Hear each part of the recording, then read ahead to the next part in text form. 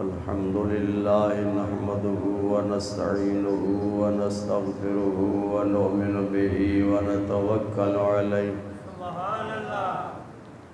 ونعوذ باللہ من شرور انفسنا ومن سیئات اعمالنا من يهده الله فلا مضل له ومن يضلل فلا هادي له ونشهد أن لا إله إلا الله وحده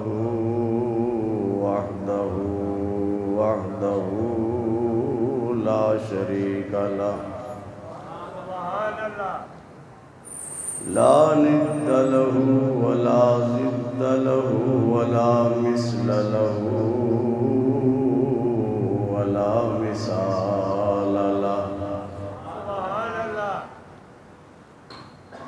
سرمدی نزلی ابدی دہری دیمومی لا اول له ولا آخر له ونشهد أن سيدنا وسندنا وحبيبنا وطبيبنا ومأوانا وملجانا در الله المخزون سر الله المكنون نور الأفئدة والعيون سرور القلب المحزون عالم ما كان وما يكون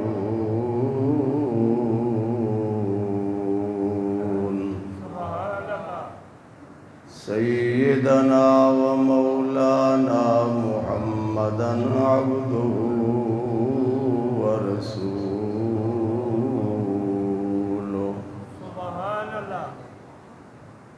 أما بعد فأعوذ بالله من الشيطان الرجيم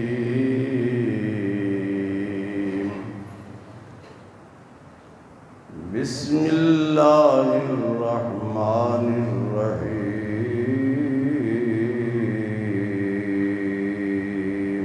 سبحان الله محمد رسول الله والذين معه أشداء على الكفار صدق الله مولانا العظيم وبلغنا رسوله النبي الأمين الكريم سبحان الله انتہائی محبت کے ساتھ بلند آواز سے درود پاک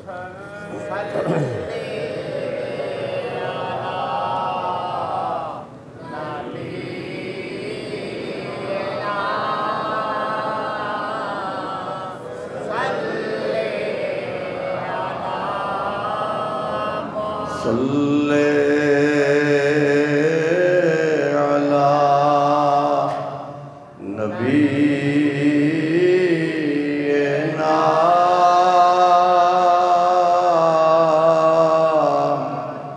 صلی علی محمد بلغ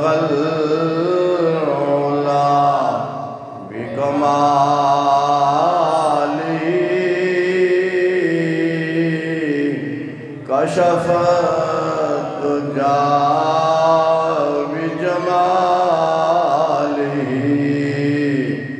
حصلت جميع خصاله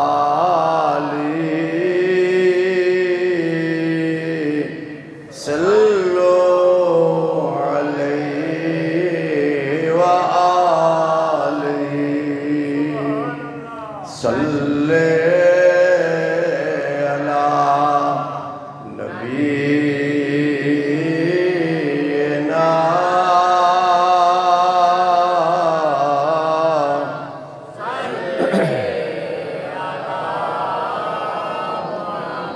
خسف القمر بجماله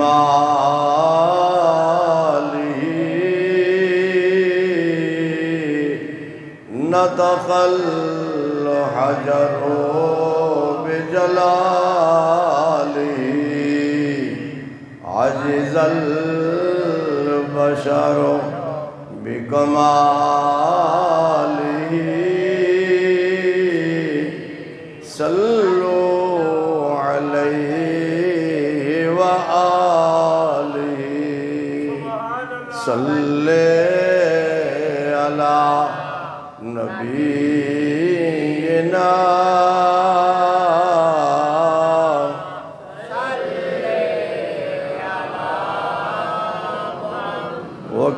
وکمال حسن حضور ہے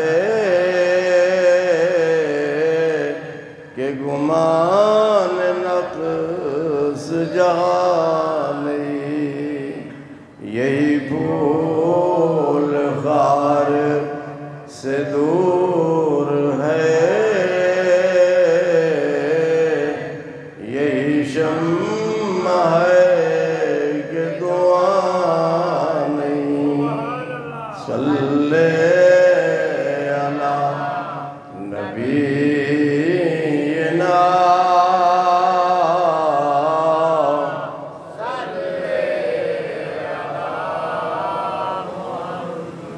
کروں مد اہل والرضا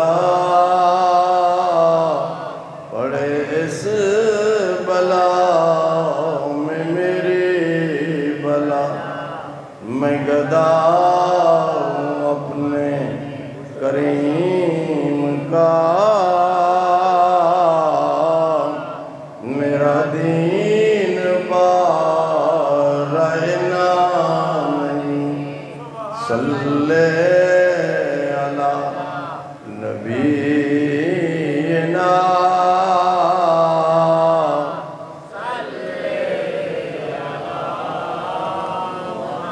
صلی علی شفیعنا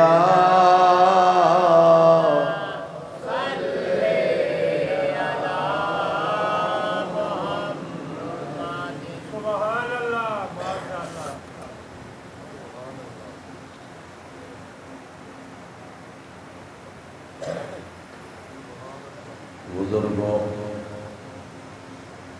بھائیوں، عزیزوں، کتاب کا موضوع ہے حضرت عمر فاروق رضی اللہ تعالی عنہ اور ان کی کرامات۔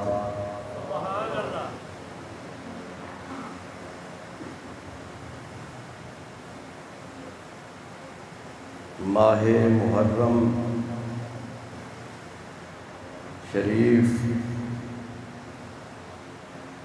اسلامی سال کا پہلا مہینہ ہے۔ اللہ کے فضل و کرم سے ہم اسلامی سال کے آغاز کی سعادت حاصل کر رہے ہیں۔ آپ سب کو اور دنیا کے تمام مسلمانوں کو اسلامی سال مبارک۔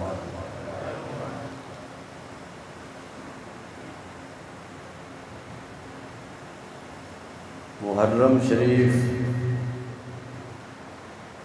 کا مہینہ ایک تاریخی مہینہ ہے۔ اس کی تاریخ صرف اہل بیت رضوان اللہ تعالی علیہم اجمعین کی شہادت سے وابستہ نہیں، بلکہ یہ مہینہ شروع سے ہی عظمت والا، برکت والا مہینہ ہے۔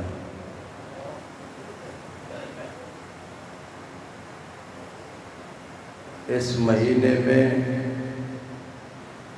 حضرت آدم علیہ السلام کی توبہ کو قبول کیا گیا، حضرت نوح علیہ السلام کی کشتی کو نجات عطا کی گئی، حضرت موسیٰ علیہ السلام اور ان کی قوم کو فرعون اور فرعونی فوج سے نجات عطا کی گئی، حضرت حوا علیہ السلام کی پیدائش بھی اسی ماہ محرم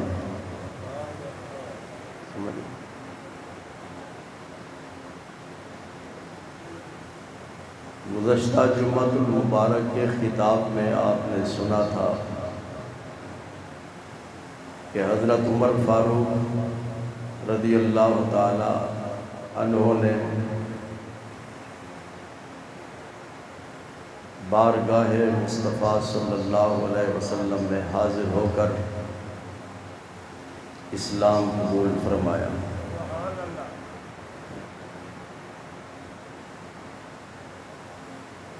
حضرت ابوبکر صدیق رضی اللہ تعالی عنہ کے وصال شریف کے بعد حضرت عمر فاروق رضی اللہ تعالی عنہ مسند خلافت پر متمکن ہوئے،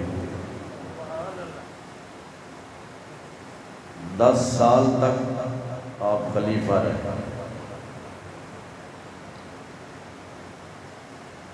آپ کے دور خلافت میں مصر فتح ہوا، ایران فتح ہوا، آذربائیجان اور بہت سارے ملک اور شہر فتح ہوا، 22 لاکھ مربع میل پر حکومت کرنے والی شخصیت۔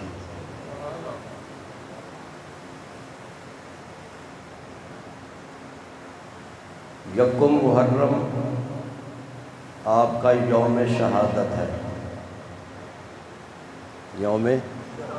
آج 2 محرم ہے،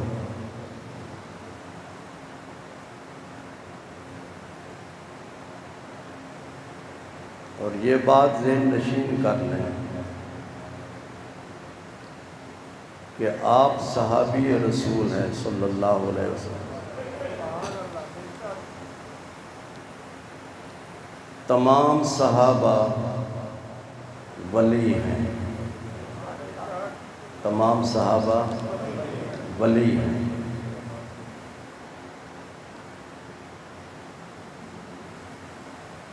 ان کا اولیاء کرام کی جماعت سے تعلق ہے۔ ولی ایسا عربی کا لفظ ہے، محی الدین ادھر سامنے آؤ،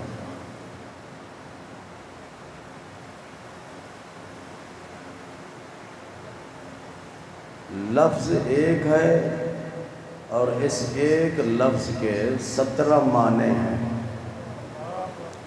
ایک لفظ کے 17 معنی ہیں۔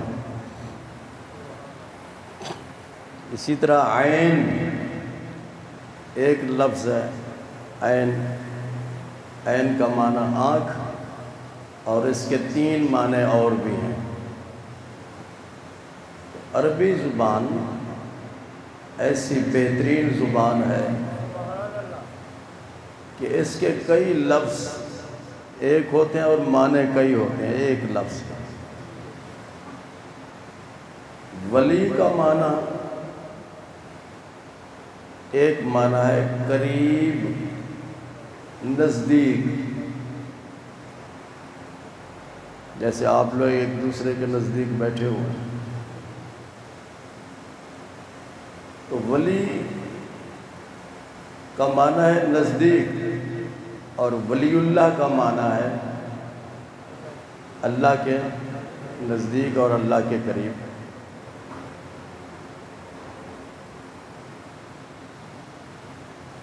جو جس کے قریب ہوتا ہے، جو جس کے قریب ہوتا ہے تو اس کے قرب کے اثرات اس کے اندر جلوہ گر ہوتے ہیں۔ آگ کے قریب جو بیٹھتا ہے تو آگ گرم ہوتی ہے، تو جو آگ کے قریب ہوتا ہے وہ بھی گرم ہو جائے، اس کا جسم بھی گرم ہو جاتا ہے یا نہیں؟ تو یہ بات یاد رکھو، جو جس کے قریب ہوتا ہے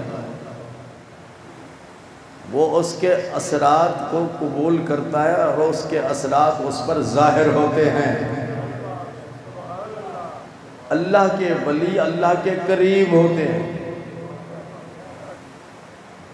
تو یہ اللہ کے ولی اللہ تعالیٰ کی تمام صفات کا مظہر ہوتے ہیں، صفات الہیہ کا ان میں ظہور ہوتا ہے۔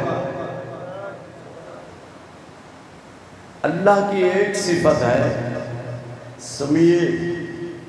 سمیع، اللہ تعالیٰ سننے والا ہے کہ نہیں؟ اور بصیر، اللہ تعالیٰ دیکھنے والا ہے، سننے والا بھی ہے اور دیکھنے والا بھی ہے۔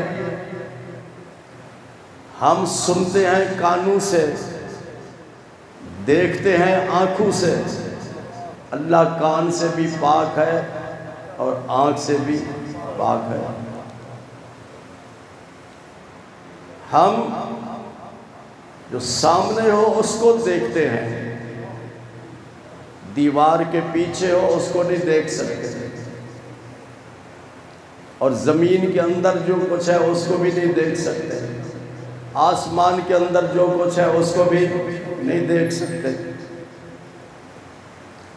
آپ لوگوں کے دلوں میں، دماغ میں جو کچھ ہے وہ آپ ہی جانتے ہیں، دوسرے کو پتہ نہیں چلتا کہ اس کے دماغ میں کیا ہے، اس کے دل میں کیا ہے۔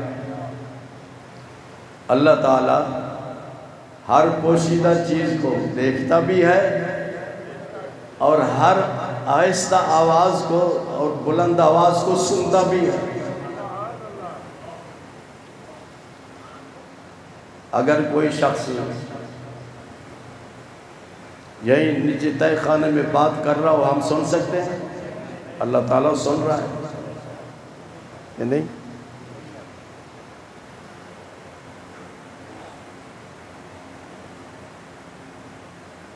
تو بندہ مومن جب رب کے قریب ہو جاتا ہے، رب کے قریب ہو جاتا ہے، تو اس کے اپنے سننے کی طاقت اور دیکھنے کی طاقت ختم ہو جاتی ہے۔ اب وہ دیکھتا ہے تو رب کی طاقت سے دیکھتا ہے، سنتا ہے تو رب کی طاقت سے سنتا ہے۔ زمین پر بیٹھا ہوتا ہے اور اس کی نگاہ عرش الہی تک پہنچ رہی ہوتی ہے، زمین پر بیٹھا ہے، عرش الہی کو دیکھ رہا ہے اور لوح محفوظ کو دیکھ رہا ہے، اور ہزاروں میل کے فاصلے پر گفتگو ہو رہی ہو اس کو سن رہا ہوتا ہے۔ یہ شان کس کی ہے؟ اللہ کے ولی کی۔ پھر نبی کی شان تو بہت ہی بلند و بالا ہے۔ ولی کو اللہ کا قرب حاصل ہوتا ہے نبی کے وسیلے سے، نبی کے وسیلے سے نبی بھی اللہ کے قریب ہوتا ہے، اور نبی کے وسیلے سے اللہ کے ولی کو اللہ کا قرب حاصل ہو جاتا ہے، اور قرب خداوندی کی وجہ سے وہ مظہر صفات الہی ہو جاتا ہے۔ رحمت عالم نور مجسم صلی اللہ علیہ وسلم نے ارشاد فرمایا، انی ارا ما لا ترون و اسمع ما لا تسمعون۔ ارشاد فرمایا میری نگاہ وہاں پہنچتی ہے جہاں تمہاری نگاہ نہیں پہنچتی، میں اس آواز کو سنتا ہوں جس آواز کو تم نہیں سن سکتے۔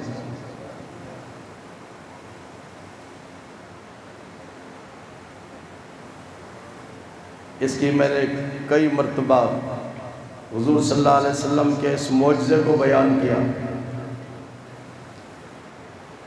حضور صلی اللہ علیہ وسلم معراج کی رات جنت کی سیر کر رہے تھے، زمین پہ تشریف لائے، حضرت بلال کو بلایا، ارشاد فرمایا بلال تم کون سا نیک عمل کرتے ہو کہ جب میں جنت کی سیر کر رہا تھا تو تمہارے قدموں کی جوتوں کی ہلکی آہٹ کو میں جنت میں سن رہا تھا۔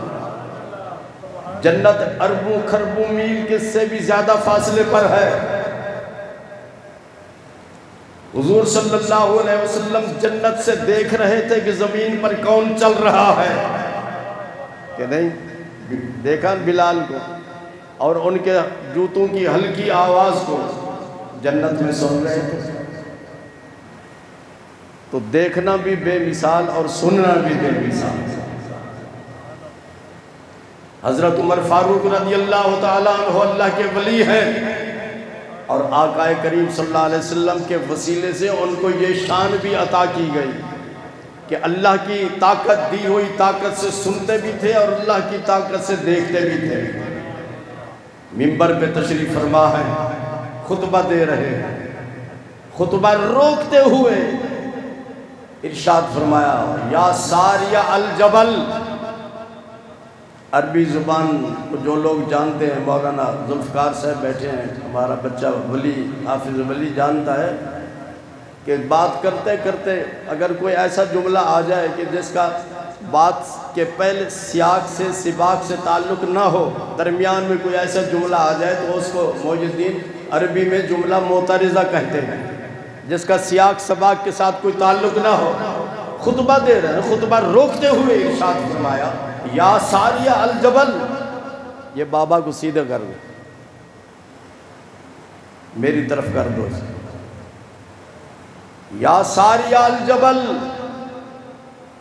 اے ساریہ پہاڑ کی طرف سے خبردار ہو جاؤ۔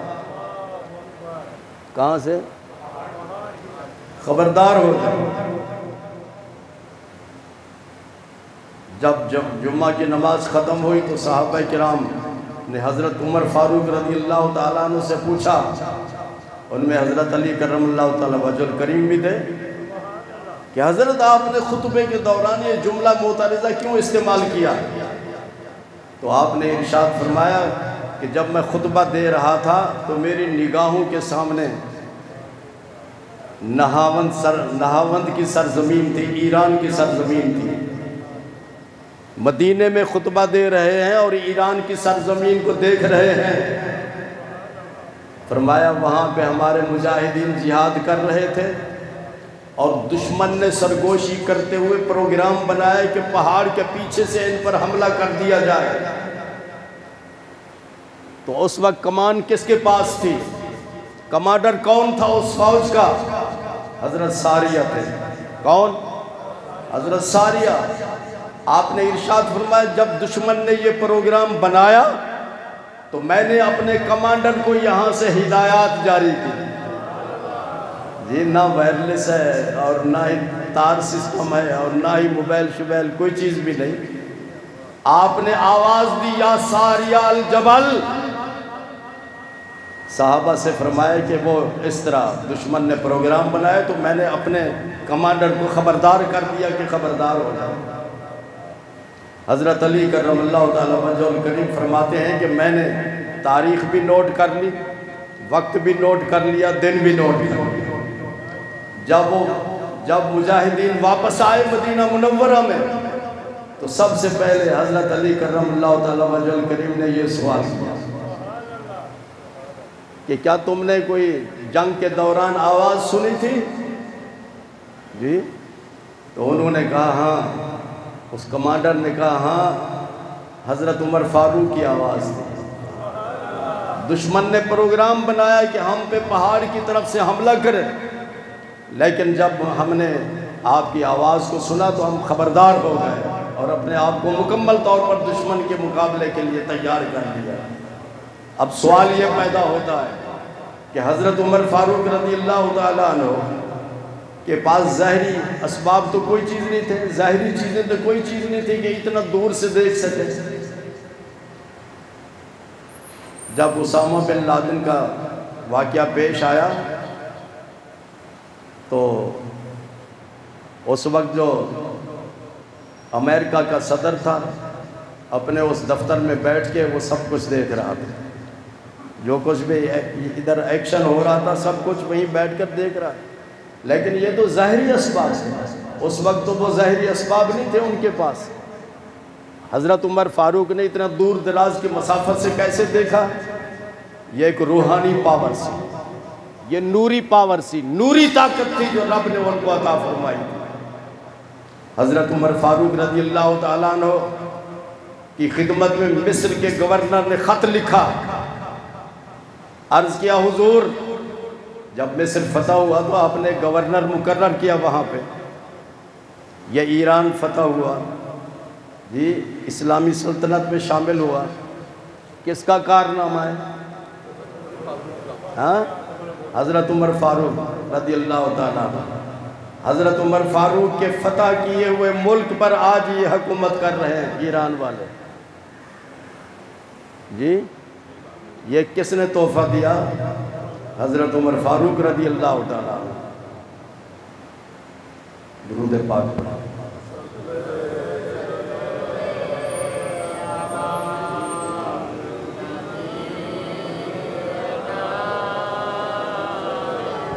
مصر کا گورنر خط لکھتا ہے کہ حضرت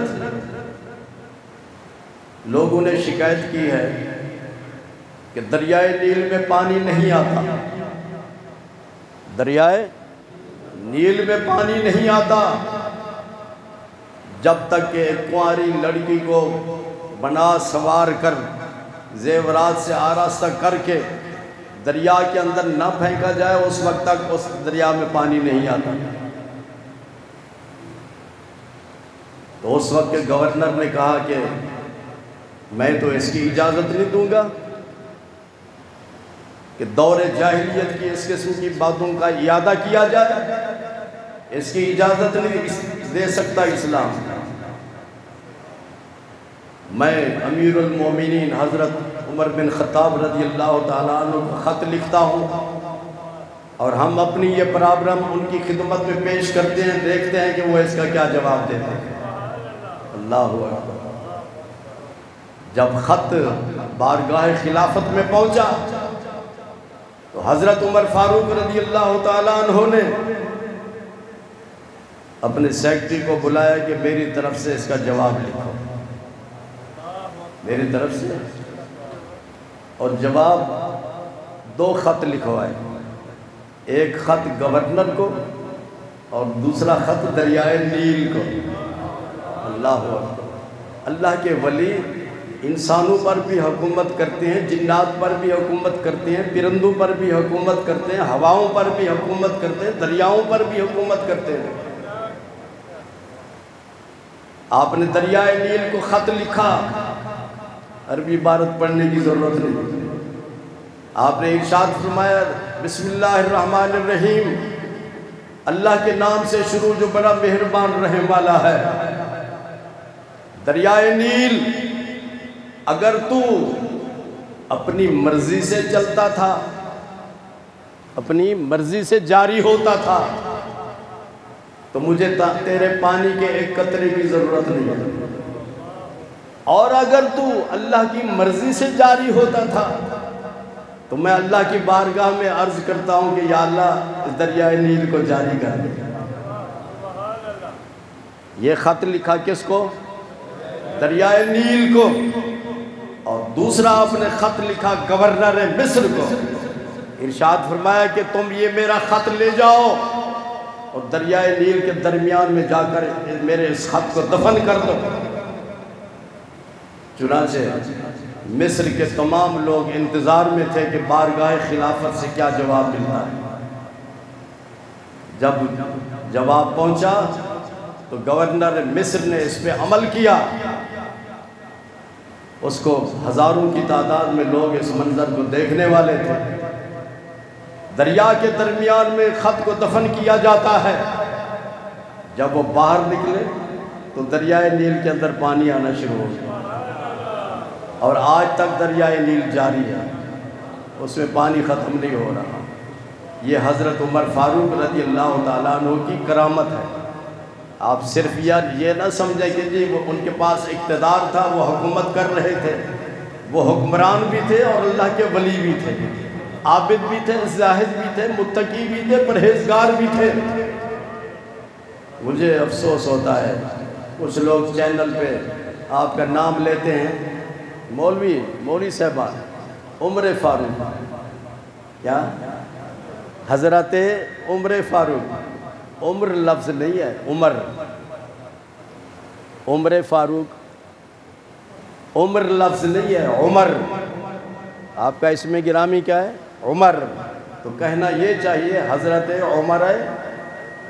عمر فاروق رضی اللہ عنہ۔ تو آپ کی شخصیت، آپ کی عظمت، آپ کی سیرت، آپ کی حکومت کے کارنامے اگر آپ دیکھنا چاہتے ہیں تو آپ کی سیرت میں بہت اچھی اچھی کتابیں لکھی ہوئی ہیں، ان کتابوں کا مطالعہ کریں، آپ کی تعلیمات پہ عمل کریں۔ اللہ تبارک و تعالی ہمیں ان کی عظمت کو، ان کے مقام کو، ان کی شان کو سمجھنے کی توفیق عطا فرمائے۔